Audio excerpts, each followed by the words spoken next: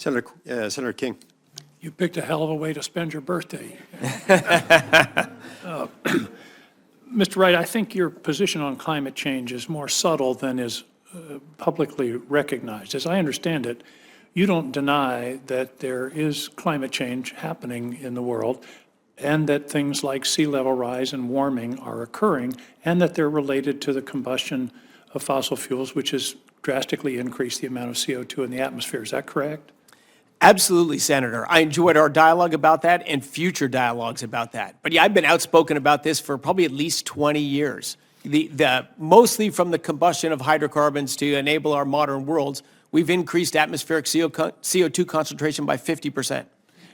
And that has affected. Absorbs infrared radiation, makes it harder for the Earth to shed heat. But as I understand, your position is, as I say, more subtle.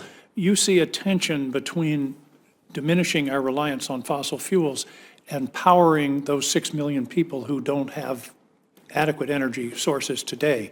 That's the kind of balance that you're talking about. Is that correct? Yeah, well stated, Senator. That is my view. Energy is critical to human lives. Climate change is a global challenge that we need to solve, and the trade-offs between those two are the decisions politicians make, and they're the decisions that'll impact the future of our world and the quality of life. Those trade-offs are critically important. I think there are two observations. One is you've said there's no energy transition. You're a walking energy transition. What you did in your work in shale was an energy revolution in this country that transitioned us in many ways toward natural gas. So there is possible transition. It can happen either slowly or probably faster.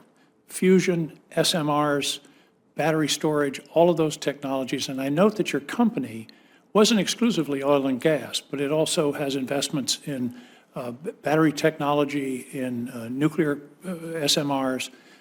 So you do believe that we do need to diminish where we can the emission intensity of our manufacture of energy. Absolutely, Senator. You're bringing me back to the great dialogue we had about energy, about climate change, about trade-offs, and I appreciate very much your comments today. I am for improving all energy technologies that can better human lives and reduce emissions. They go together. I would add one note, however, and I understand the tension, and I think that's a reasonable. I remember saying years ago we can't tell the Indian nation that they can't have air conditioning, because we don't want them to be using energy. The thing that has to be considered, though, is what if you're wrong? What if we're wrong and something really drastic happens?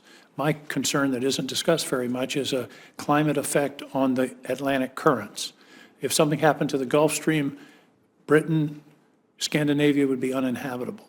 So I think we need to bear in mind that it's not as easy as saying we're going to help the third world and we're going to keep burning fossil fuels. There is a significant risk that we have to have in our calculation. Would you agree? Senator, I agree with that comment as well. You know, in my writings on climate change, what I record a lot and talk about is what we do know, which is the past up to today. Predictions are hard, particularly about the future. And so, I think we need to be humble about that. We don't know what's coming in the future. But advancement of energy technologies that grow the amount of energy we have, the cost, drive down the cost, the quality, and lower emissions, those are all wins in all scenarios. And I'm hoping that 10 years from now, we'll look back on this discussion as rather quaint because of technology will have solved the problem. We're all working in that direction. A couple of very quick questions. The Department of Energy has a role in approving LNG export terminals. It's supposed to determine the public interest. And I think Senator Hirono asked this, but I want to confirm that your office, your department, will consider the effect on domestic natural gas prices of expanded LNG export capacity. Absolutely true, Senator. Nothing is more important than the supply, the affordability, and the access to energy to Americans in America. So absolutely, that's a critical factor in that determination. And one other question a couple of others I want to underline. Improving the energy structure of this country includes improved transmission. Is that correct? Absolutely. That's one of our major bottlenecks today.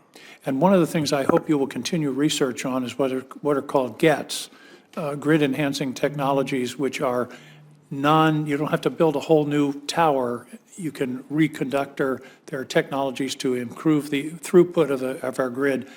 That, I think, is a direction we should move in. I commend the research on that to your department. Thank you, and I agree with that comment as well, Senator. Actually, it was a dinner discussion last night. Well, I appreciate your testimony here today and look forward to working with you. This is a critical area. You bring a unique perspective and breadth of knowledge, and I appreciate your willingness to take on this challenge. Thank you. Thank you, Mr. Chairman. Thanks.